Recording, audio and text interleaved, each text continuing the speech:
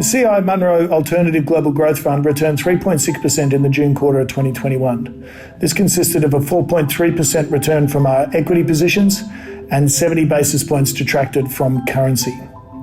Global equity markets had another positive quarter, continuing the strong rally that we've seen from the COVID lows.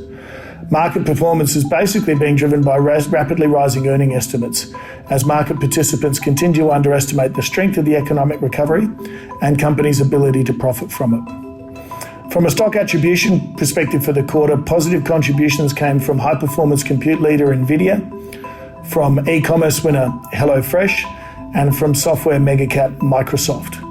Detractors in the quarter included some of our higher multiple names in the Trade Desk, Uber, and digital enterprise company Twilio.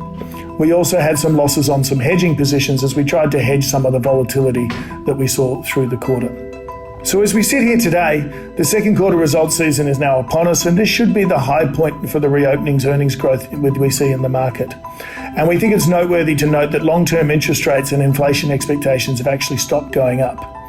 And as we look forward, we now think investors will begin to shift their gaze towards medium-term earnings growth. And this should benefit our strategy.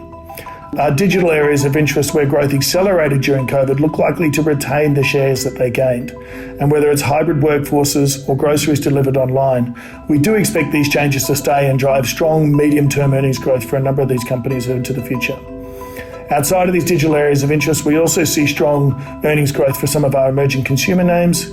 And elsewhere, we also note that the global infrastructure policies are likely to benefit our climate areas of interest. And so to conclude, we remain generally positive equity markets.